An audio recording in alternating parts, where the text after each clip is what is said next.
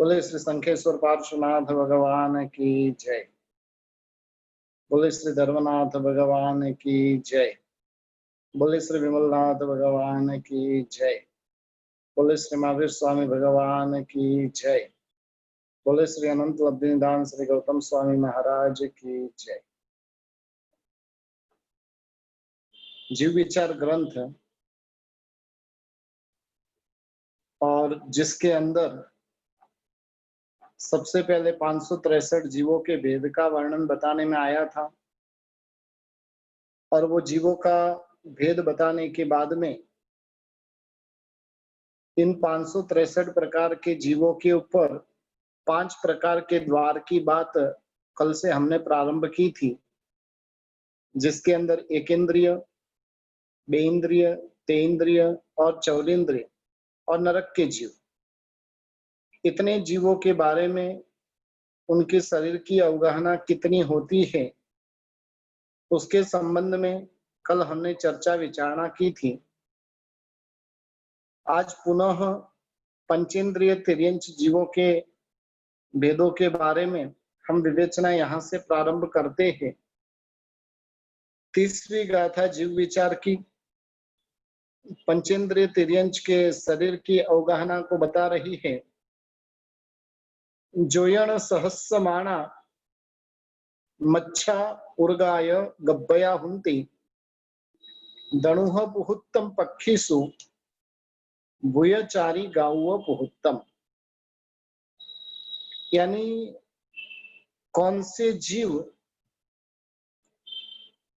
की अवगाहना पंचेंद्रिय तिर्यंच की कितनी रही हुई है वो इस गाथा के अंदर बताने में आई है।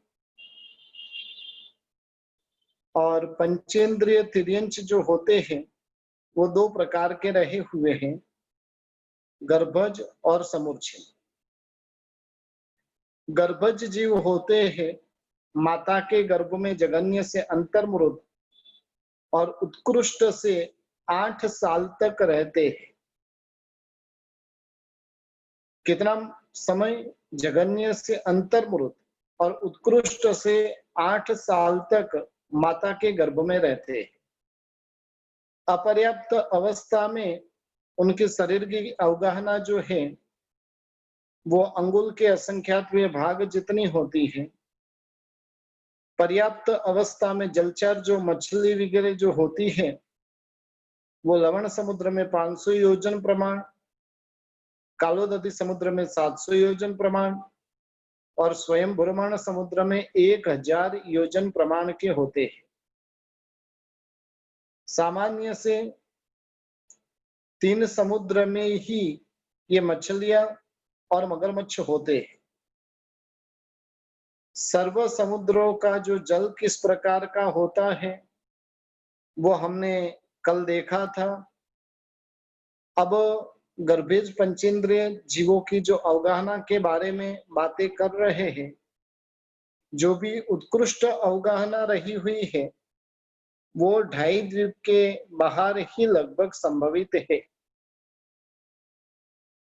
यानी 1000 योजन की काया वाले जो प्राणी जो बताने में आए हैं वो 2.5 द्वीप के बाहर ही संभवित है, 2.5 द्वीप के अंदर ये संभवित नहीं है।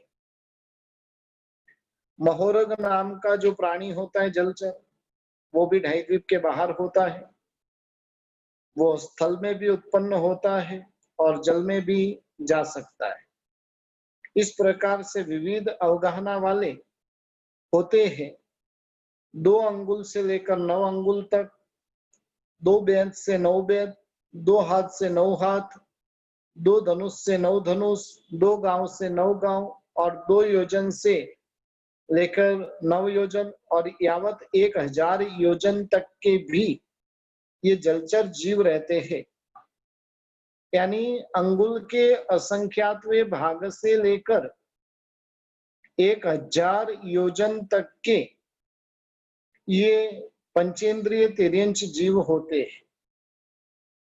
थोड़े समय पहले आपने सुना होगा कि 100 फुट लंबा डायनासोर नाम का जो राक्षसी प्राणी और उनके हड्डियां साइंटिस्टों को मिली थी।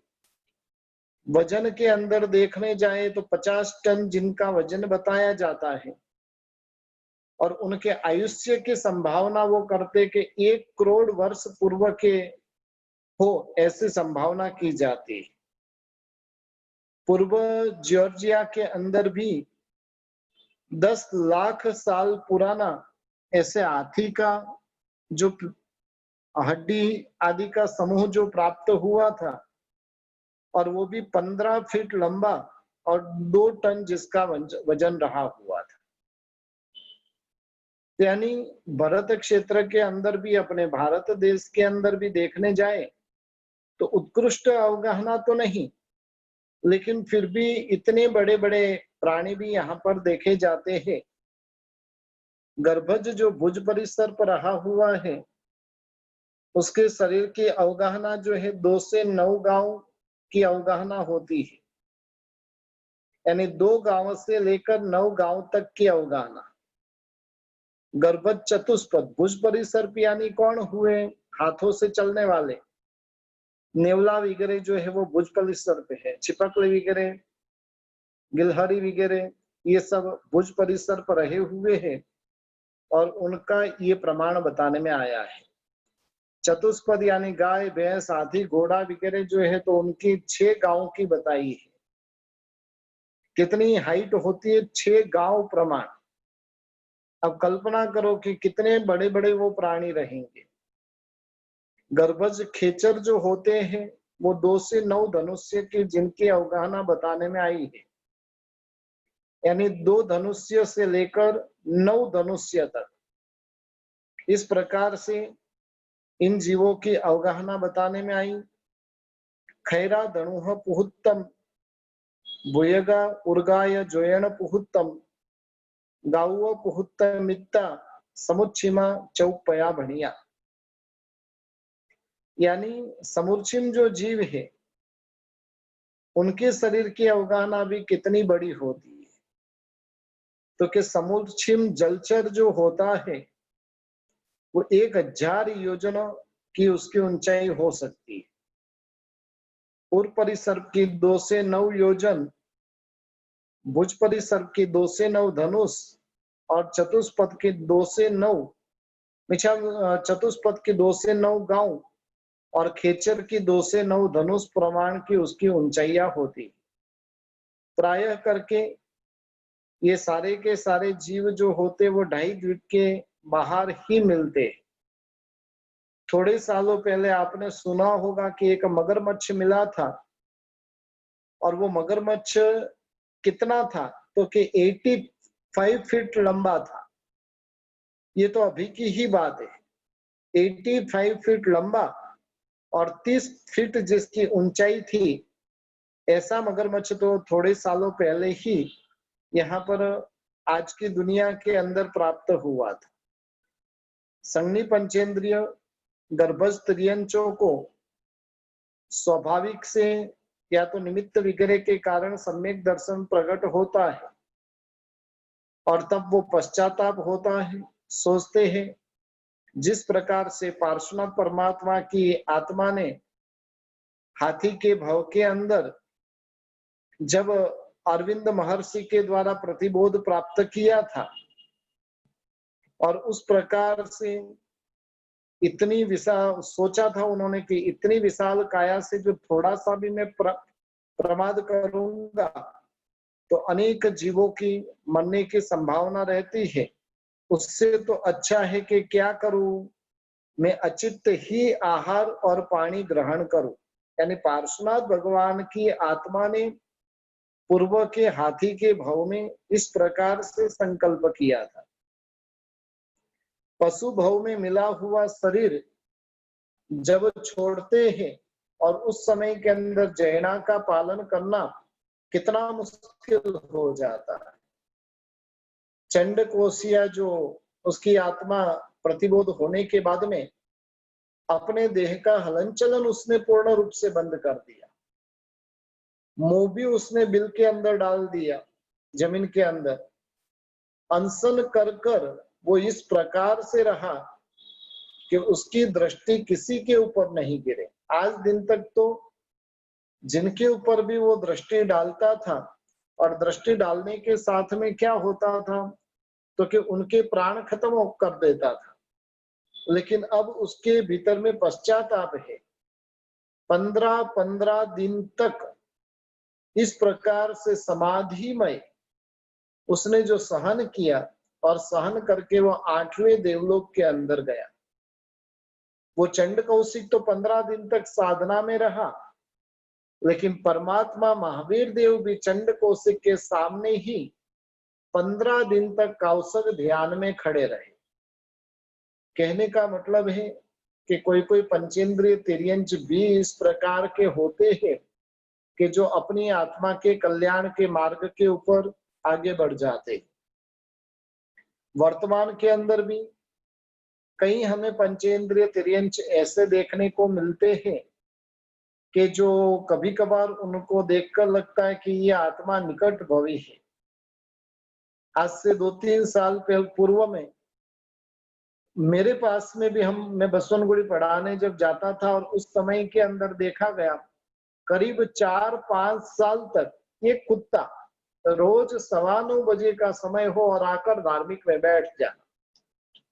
जो बसवनगुड़ी के हैं उनको तो ध्यान ही रहेगा कि भाई किस प्रकार से वो कुत्ता बैठता था। 9:15 बजे ही वो आता था और 10 बजे तक वो बैठता था। जैसे ही क्लास पूरी होने के समय हुआ और वो खड़ा हो जाता। हम खड़े हुए नहीं कि उसके साथ में वो खड़ा हो जाता था। यानी तिर्यंचों के अंदर भी इस प्रकार के जीव होते हैं। वर्तमान के अंदर जैसे हम एर्नाकुलम कोचीन के वहां पर देखते हैं, तो कोचीन के वहां पर भी मंदिर के वहां पर जो कोचीन गए उनको ध्यान है, मटनचेरी के उधर जो मंदिर है, और वहां पर क्या करते, कबूतर जब तक उनको यानी मांगलिक सुनाया नहीं जाए तब तक तो दाना चुगते नहीं। हाँ, मंदिर को 3 प्रदक्षिणा लगाएंगे, मांगलिक सुनेंगे, और सुनने के बाद में ही क्या करेंगे, मुंह के अंदर वो दाना डालेंगे। तो यानी तिर्यंचों के अंदर भी कोई कोई जो भविक होते हैं कि जिनके अंदर इस प्रकार के संस्कार रहे होते हैं, और कोई मनुष्य ऐसे भी होते हैं कि तिर्यंचों से भी गए गुजरे होते हैं, अपने घरों में भी रहेंगे, हर एक जगह पर ऐसे मिलते हैं। यानी कहने का मतलब है कभी कभार तिर्यंचों के अंदर इतनी गजब की विशिष्टता रहती है, मानवों के अंदर कभी कभार इस प्रकार की अधमता भी देखी जाती है। तो इस प्रकार से तिर्यंच जीव भी अपनी आत्मा का कल्याण कर सकते हैं। फिर 32वीं गाथा के अंदर बताया, छच्चेव गाऊ आइन चौपया गब्बया मुणे अव्वा कोस तिगम च मनुष्य उकोस शरीर माणेनम। अब मनुष्यों के शरीर की अवगाहना यहाँ पर बता रहे। समूर्छिम मनुष्य जो होते हैं उनकी अवगाहना अंगुल के असंख्यत्व भाग जितनी ही होती है, और अपर्याप्त अवस्था में ही वो मरण को प्राप्त करते। गर्भज मनुष्य जो होते हैं वो संख्यात वर्ष वाले भी होते हैं, असंख्यात वर्ष वाले भी होते हैं। युगलिक मनुष्य होते, उनका आयुष्य कितना होता है, असंख्य वर्षों का होता है, और सामान्य मनुष्य होता है तो उनका असंख्यात संख्यात वर्ष का रहता है।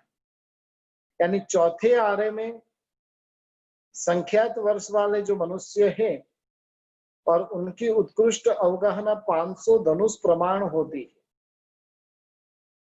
जैसे आदिनाथ परमात्मा की जो काया थी वो 500 धनुष प्रमाण की थी, यानी 500 धनुष से थोड़ा भी अधिक है तो वो जीव तीर्थंकर बन सकता नहीं। तीर्थंकर बनने के लिए मैक्सिमम हाइट कितनी चाहिए, 500 धनुष की। मिनिमम हाइट कितनी चाहिए, तो कि 7 हाथ की चाहिए। जिनकी मिनिमम हाइट 7 हाथ की है और मैक्सिमम 500 धनुष की है, वही जीव तीर्थंकर बन सकता है।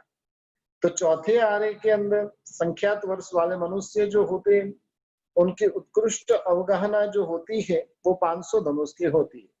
महाविद्य क्षेत्र में हम देखते हैं कि सदा के लिए चौथे आरे के जैसे भाव वहां पर होते, हालांकि उधर कोई आरा ही नहीं, लेकिन वहां का वातावरण कैसा होता है, तो कि जैसा यहाँ पर चौथे आरे का है उस प्रकार का वातावरण वहां पर महाविद्य क्षेत्र में पाया जाता है।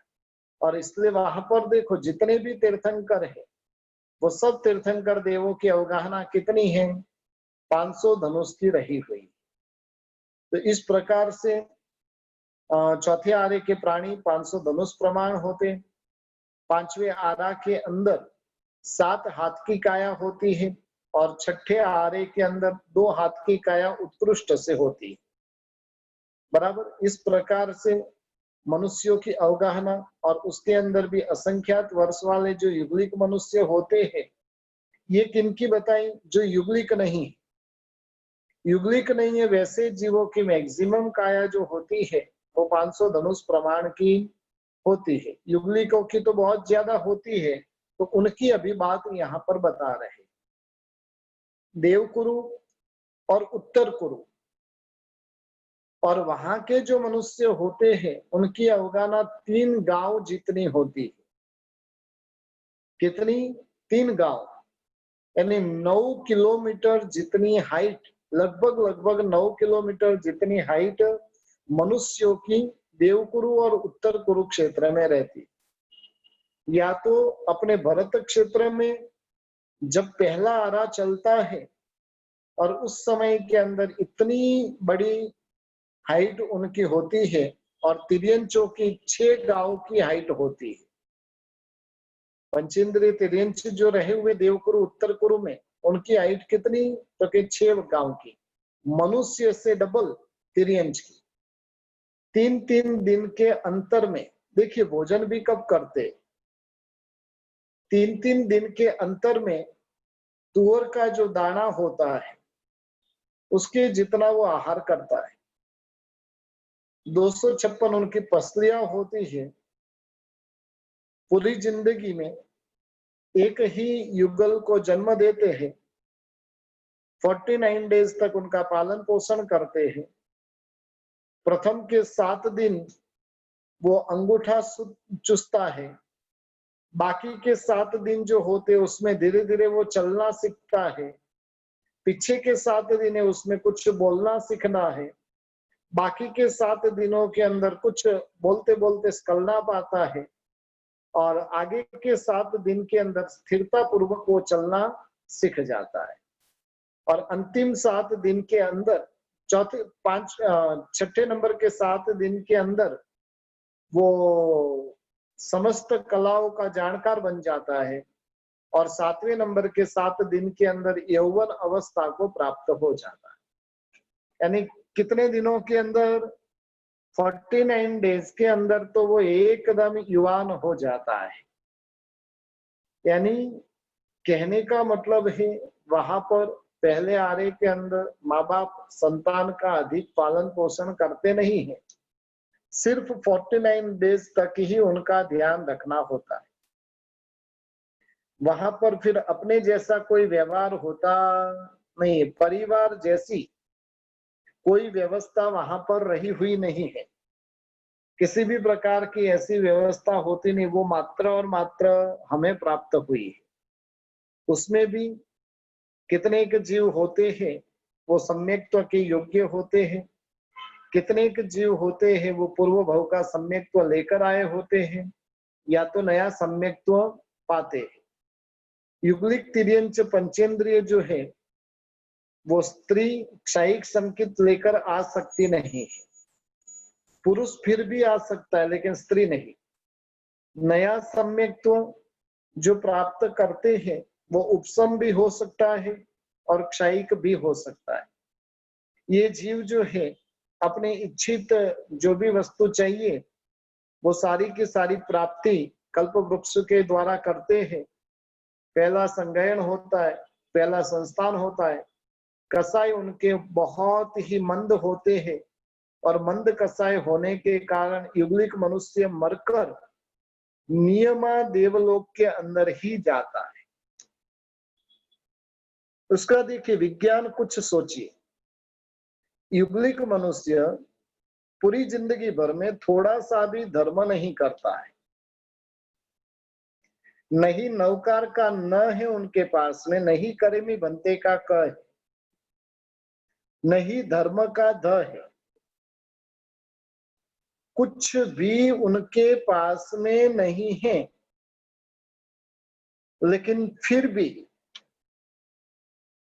भी वो क्या करते हैं कि इस प्रकार से कसाय उनके मंद होते, धर्म नहीं है, लेकिन कसायों की मंदता के कारण वो मरकर देवलोक के अंदर जाते हैं। इसलिए एक चीज समझ कर रखिए कि हम दुर्गति में जाएंगे तो दुर्गति में कब जाएंगे? जब कसाय तीव्र होंगे तो दुर्गति में जाएंगे। जब दूसरों की पंचायती में पंचायती करने के लिए जाएंगे और वैसे समय के अंदर मरकर कहां पर जाना पड़ेगा?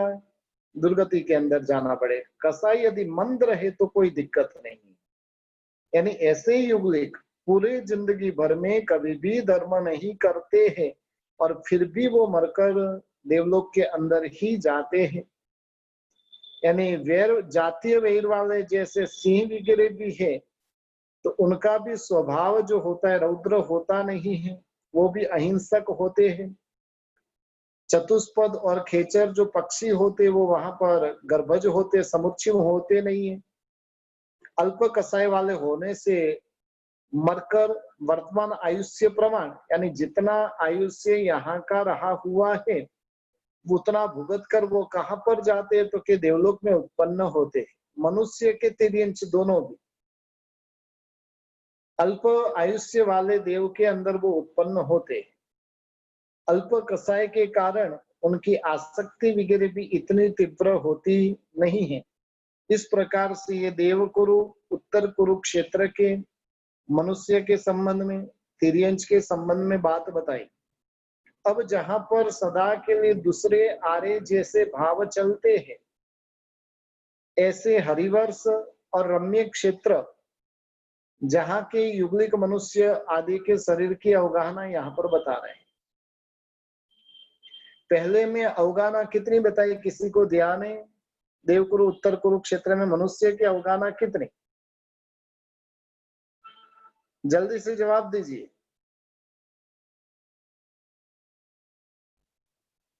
एक भी जवाब नहीं आ रहा है पुण्यशाली। 3 गांव, बराबर ध्यान से सुन रहे। 3 गांव की होती है। अब हरिवर्ष और रम्य क्षेत्र जहां पर दूसरे आर्य के जैसे भाव होते हैं और वहां पर जो अवगाहना होती है 2 गांव की होती है। तिर्यन चौकी 4 गांव की होती है। यानी तिर्यन चौका डबल समझ लेना। मनुष्य पहले आर्य में जैसे 3-3 दिन के बाद में आहार करते थे, वैसे यहाँ पर 2-2 दिन के बाद में जो बोर आता है लाल कलर का, और वो बोर जितना आहार ग्रहण करते। तिर्यंच होते तो 1-1 दिन छोड़कर आहार ग्रहण करते। जैसे उसमें पसलियां 256 थी तो यहाँ पर 128 हो जाएगी। वहां पर 49 दिन तक बच्चों का पालन पोषण करते थे, यहाँ पर 64 दिन तक बच्चों का पालन पोषण करते। और बाकी सब जो है मरकर देवलोक में जाना, मंद कसाय होना, वो सब देवकुरु उत्तर कुरु के समान समझ लेना। उसके बाद में हिमवंत और हिरण्यवंत क्षेत्र के युगलिक होते हैं।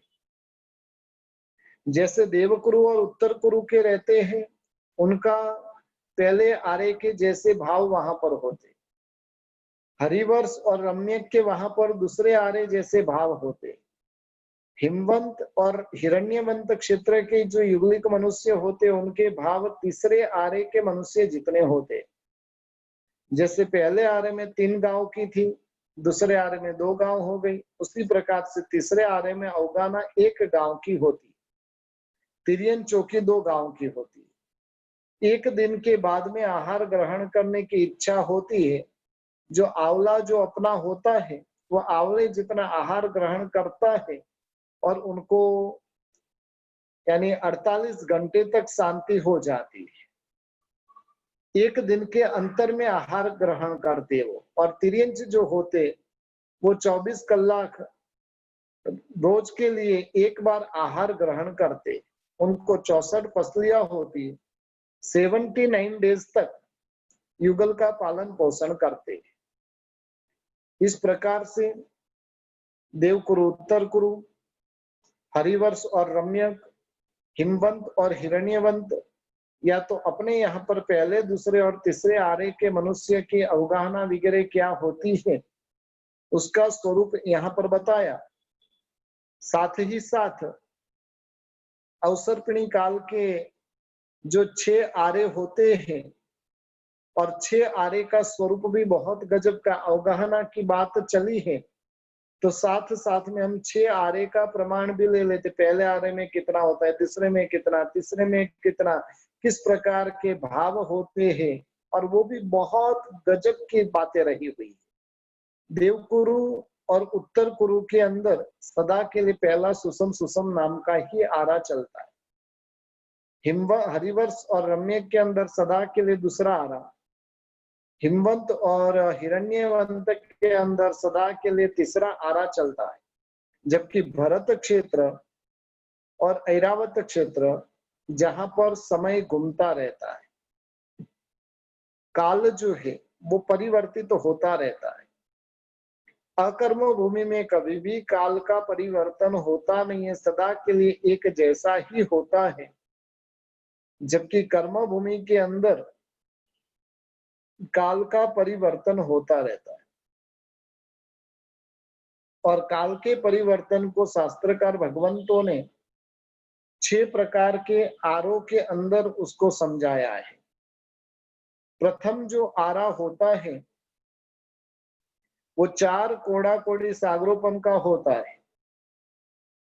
1 करोड़ इंटू 1 करोड़ करोगे तो कोड़ा कोड़ी होगा, और ऐसे सागरोपम 4 कोड़ा कोड़ी सागरोपम का असंख्य साल इज इक्वल टू 1 सागरोपम, और ऐसे कोड़ा कोड़ी, और ऐसे 4 बार 4 कोड़ा कोड़ी सागरोपम का पहला आरा होता है, दूसरा आरा 3 कोड़ा कोड़ी सागरोपम, तीसरा आरा 2 कोड़ा कोड़ी सागरोपम, और उसका काल जो होता है पूरा का पूरा युगलिक का काल होता है। तीसरे आरे के 2/3 काल तक युगलिक भाव रहता है। अंतिम के अंदर यानी जो तीर्थंकर का जन्म वगैरह होता है, और इस प्रकार से असंख्य वर्षों का उनका आयुष्य रहा हुआ रहता है। काल कर वो सब देवलोक में ही जाते हैं। आहार का अंतर जैसे अभी बताया, वैसे जैसे जैसे नीचे आते जाएंगे वैसे वैसे उनका आहार जो है अंतर घटता जाएगा, प्रमाण जो है वो बढ़ता जाएगा। पहले 3 दिन के बाद आहार, फिर 2 दिन, फिर 1 दिन के अंतरे में, और आहार की मात्रा जो है वो बढ़ती जाएगी। रागादि कसायों की जो वृद्धि होती जाएगी, और इस प्रकार से ये जो भी जीव होते हैं वो सारे के सारे मरकर कहाँ पर जाते हैं, देवलोक के अंदर जाते हैं। फिर धीरे धीरे कल्प वृक्ष का प्रभाव कम होता जाता है, वृक्ष के फल आदि का जो रस कस है वो भी कम होता है। लोगों के अंदर परिग्रह की वृत्ति, जब परिग्रह की वृत्ति आती है तो परस्पर झगड़े वगैरह, पाचन शक्ति, पचाने की शक्ति धीरे धीरे मंद होती जाती है, और आखिर में जब पल्युपम का असंख्यात्वा 8वां भाग जितना काल बाकी रहता है, तब 7 प्रकार के कुलकर होते हैं। जैसे नाभि राजा जो थे ना, तो नाभि राजा भी कौन थे, कुलकर थे। तो ऐसे 7 कुलकर होते हैं। वो कुलकर क्या करते हैं, तो कि हकार नीति, मकार नीति और धिक्कार नीति का पालन करवाते हैं। पूर्व के काल में करने का बोला और कर लिया, वो हकार नीति। मकार नीति यानी निषेध किया और छोड़ दिया, और धिक्कार, उसका धिक्कार किया और फिर वो छोड़े। इस प्रकार से 3 प्रकार की नीति रही हुई है, जिसको हकार नीति, मकार नीति और धिक्कार नीति का पालन वो करवाते हैं। कितने काल तक नीति मर्यादा का भी भंग होता है, कल्प वृक्ष भी निष्फल हो जाते हैं। और इस प्रकार से तीसरे आरे का 84 लाख पूर्व 3 वर्ष और 8.5 महीना जब बाकी रहते हैं, तब वहां पर युगलिक कुलकल के वहां पर परमात्मा का प्रथम तीर्थंकर भगवंत का जन्म होता है। जैसे इस अवसर्पिणी काल के हिसाब से देखने जाए तो आदिनाथ परमात्मा का वहां पर सबसे पहले जन्म हुआ नाभि कुलकर के वहां पर। परमात्मा का जन्म होने के बाद में फिर अग्नि आदि की बादर, अग्नि आदि की उत्पत्ति होती है। वो जो परमात्मा की जो आत्मा है वो क्या करती है तो कि 64 प्रकार की कला स्त्रियों की, पुरुषों की 72 प्रकार की कलाएं उनका प्रवर्तन करते हैं। और धीरे धीरे फिर असी मसी कृषि आदि का काल वहां पर प्रवर्तित होता है। काया जो होती है उत्कृष्ट से 500 धनुष्य की, पूर्व करोड़ वर्ष का आयुष्य होता है। और इस आरे के 89 पक्ष यानी 3 वर्ष और 8.5 महीने बाकी रहते हैं। उस समय के अंदर तीर्थंकर देव का निर्माण हो जाता है। यानी पहले आरे में तीर्थंकर होते नहीं, दूसरे आरे में नहीं होते, तीसरे आरे के अंदर अंतिम छोर के अंदर तीर्थंकर भगवान का जन्म और निर्वाण होता है। फिर चौथा आरा दुसम सुसम नाम का जो चौथा आरा प्रारंभ होता है, वो भी 1 कोड़ा कोड़ी सागरोपम वर्ष का रहता है। उसमें 1 कोड़ा कोड़ी सागरोपम का, उसमें 42,000 वर्ष कम करना, तो इतना बड़ा ये काल रहता है। शुरुआत के अंदर 500 धनुष की काया, धीरे धीरे वो काया कम होती जाती है। 50 लाख कोड़ा कोड़ी सागरोपम का समय व्यतीत होने के बाद में दूसरे तीर्थंकर भगवंत का जन्म होता है। 50 लाख करोड़ सागरोपम, पहले जो कोड़ा कोड़ी था, अब कोड़ा कोड़ी को आधा कर देना है, इसलिए 50 लाख करोड़ सागरोपम का समय व्यतीत होता है, तब दूसरे तीर्थंकर भगवंत होते हैं। यानी समझ लो कि चौथा आरा लगभग आधा व्यतीत हो गया, क्योंकि 1 कोड़ा कोड़ी सागरोपम का है चौथा आरा, उसमें से 50 लाख करोड़ सागरोपम व्यतीत होते तब दूसरे तीर्थंकर होते। यानी चौथा आरा जब आधा व्यतीत हो जाता है तब जाकर दूसरे तीर्थंकर भगवंत का जन्म होता है। तब तक शासन किसका चलता है? ऋषभदेव परमात्मा का शासन चलता है। इसलिए सबसे अधिक शासन यदि किसी का चला हो तो ऋषभदेव परमात्मा का शासन चला। कितना? तो कि 50 लाख करोड़ सागरों पर इतने सालों तक आदिनाथ परमात्मा का शासन चला। उसके बाद में फिर धीरे धीरे एक एक तीर्थंकर होते हैं। कुल मिलाकर 23 तीर्थंकर ये चौथे आरे के अंदर होते हैं। पहले चक्रवर्ती जो है वो तीसरे आरे में होंगे, बाकी जो 11 चक्रवर्ती इस आरे के अंदर होते हैं। 9 वासुदेव, 9 प्रतिवासुदेव, 9 बलदेव, इस प्रकार से बाकी के सभी जो सलाका पुरुष हैं वो सारे के सारे सलाका पुरुष भी इसी आरे के अंदर होते हैं। और इस प्रकार से ये आरे में जन्मे हुए जो मनुष्य होते हैं उनका 5वें आरे के अंदर भी मोक्ष हो सकता है। लेकिन 5वें आरे में जिसका जन्म हुआ है उसका कभी मोक्ष होता नहीं। प्रथम संगयन वाला जो जीव होता है वो मरकर 7वीं नरक तक जा सकता है। इस आरे में जन्मा हुआ चौथे आरे में जब 89 पक्ष बाकी रहते हैं तब जाकर क्या होता है तो कि अंतिम तीर्थंकर भगवंत जो होते हैं उनका भी निर्वाण होता है। और 89 पखवाड़िए पूर्ण होने के बाद में चौथा आरा पूर्ण हो जाता है। 5वां आरा जो 21,000 साल का है, वर्तमान में जो चल रहा है दुसम नाम का 5वां आरा, वो 5वां आरा प्रारंभ होता है। शुरुआत में 7 हाथ की अवगाहना होती है। आयुष्य जो होता है वो 130 साल का आयुष्य होता है। धीरे धीरे अवगाहना, आयुष्य, बल आदि जो है वो कम होता जाता है। धीरे धीरे जो कसाई है वो वृद्धि होते जाते हैं। इस आरे में जन्मे हुए व्यक्ति का मोक्ष होता नहीं है। यानी इस आरे में जो जन्म लेने वाले जो जीव है वो मैक्सिमम चौथे देवलोक तक जा सकते हैं, और नीचे देखने जाए तो दूसरी नरक तक जा सकते हैं। ऊपर 4 देवलोक हमारे लिए अभी भी खुले हैं, और नीचे देखने जाए तो 2 नरक। दोनों प्रकार की संभावना अपने लिए है। ऊपर के 5वें देवलोक से लेकर अनुत्तर तक के देवलोक भी अपने लिए बंद है। तीसरी नरक से 7वीं नरक तक भी अपने दरवाजे बंद है। मोक्ष का दरवाजा तो जम्बू स्वामी जी ताला लगा कर गए, पता नहीं कौन सी कंपनी का ताला उन्होंने लगाया है कि उसको चाबी ही नहीं लग रही है। हाँ, यानी कोई ताला वास्तव में वहां पर मोक्ष का दरवाजा ही नहीं है। दरवाजा नहीं है तो ताला लगाएंगे किसको?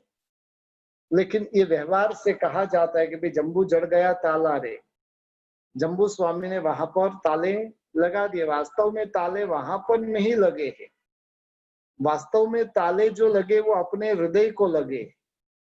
अपने भाव इतने अभिवृद्ध होते नहीं हैं, अपने भाव ऐसे परिणाम वृद्धि होती नहीं है, और जिस कारण से मोक्ष नहीं मिल रहा है। बाकी मोक्ष के वहां पर किसी भी प्रकार का ताला दरवाजा कुछ है ही नहीं। ये ठीक है, व्यवहारिक भाषा के अंदर कहा जाता है। धीरे धीरे जो धर्म है उसकी हानि होती जाती है।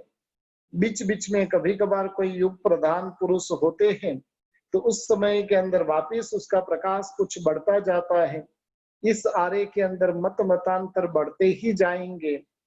रिद्धि, आयुष्य, संपत्ति, नीति सब कुछ डे बाय डे नीचे उतरता जाएगा।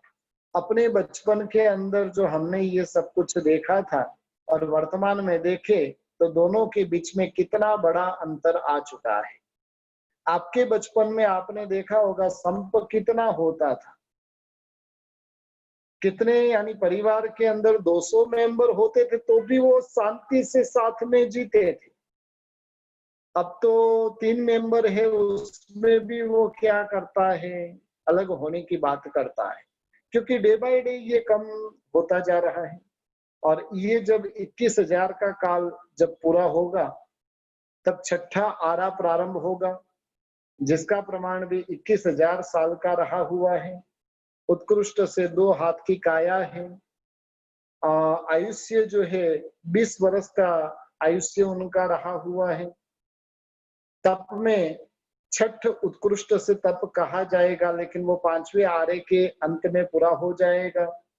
5वें आरे के अंत में 10 वैकालिक आगम रहेगा, वो भी अंतिम समय के अंदर वो भी खत्म होगा।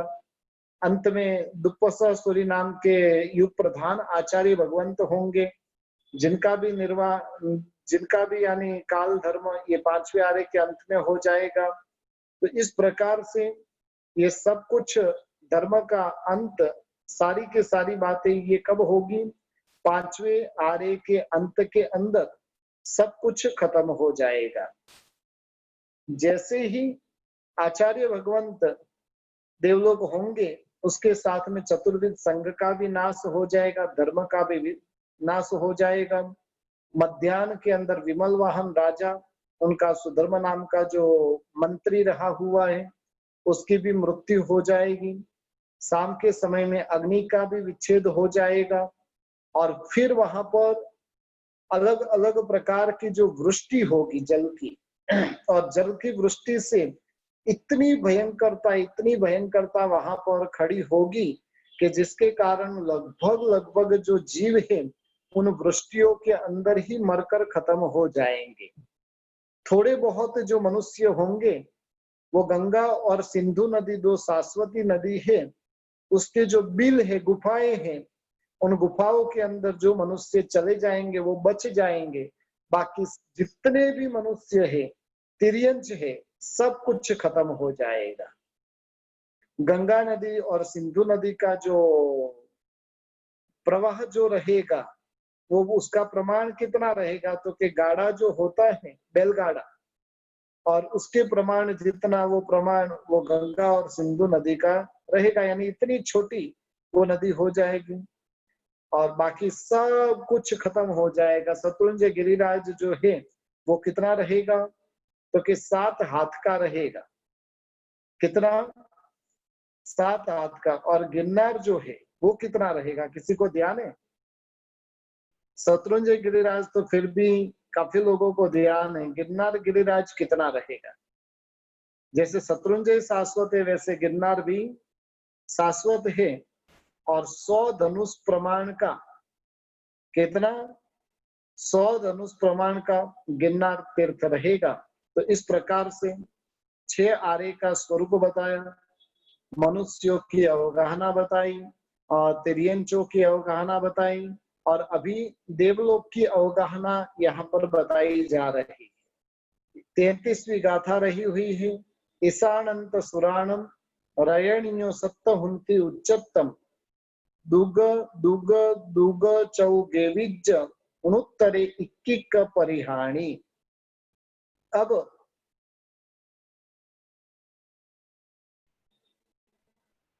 यानी अब जो है देवलोक के जीवों की अवगाहना बता रहे हैं। भवनपति से लेकर भवनपति, व्यंतर, वाणव्यंतर, ज्योतिष्क और पहला और दूसरा देवलोक, यानी नीचे के लेवल के जितने भी देव हैं दूसरे देवलोक से नीचे, उनकी अवगाहना 7 हाथ की होती है। कितनी काया? 7 हाथ प्रमाण।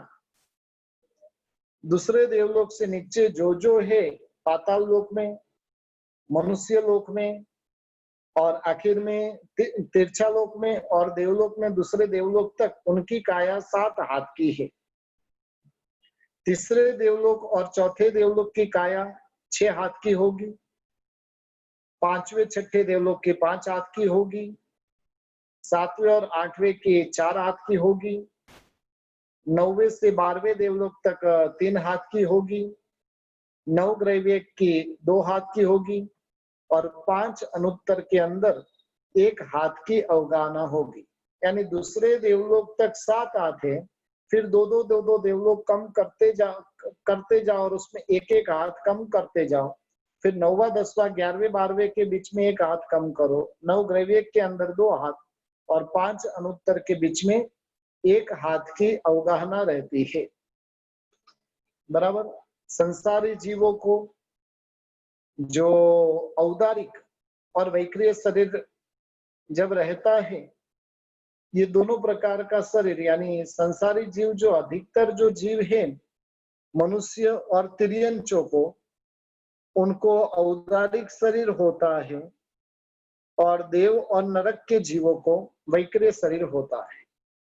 ये जो मूलभूत शरीर है और इसका पूरा मर्यादा काल यहाँ पर बताया। हर एक संसारी जीवों को यानी जो शरीर होता है वो अलग अलग होता है। एक खाली साधारण वनस्पति काय के एक ही शरीर के अंदर अनंत आत्माएं होती है। बाकी जितने भी जीव है उन सबको रहने के लिए अलग अलग शरीर प्राप्त होता है। और मोक्ष में रहे हुए जो जीव हैं उनको तो किसी भी प्रकार का शरीर वगैरह होता ही नहीं है। यानी परमात्मा जो होते, सिद्ध परमात्मा, वो शरीर से रहित होते हैं। इस प्रकार से हमने अवगाहना द्वार के ऊपर थोड़ी बहुत जो बातें की, चारों गति के जीवों के 563 भेद और इन भेदों को लेकर कितनी कितनी अवगाहना कौन से जीवों की रही हुई है, उसके संबंध में हमने जो यहाँ पर बातें की। अब किसी का प्रश्न रहे, 9:15 बज गए हैं, किसी का प्रश्न रहे तो आप पूछ सकते।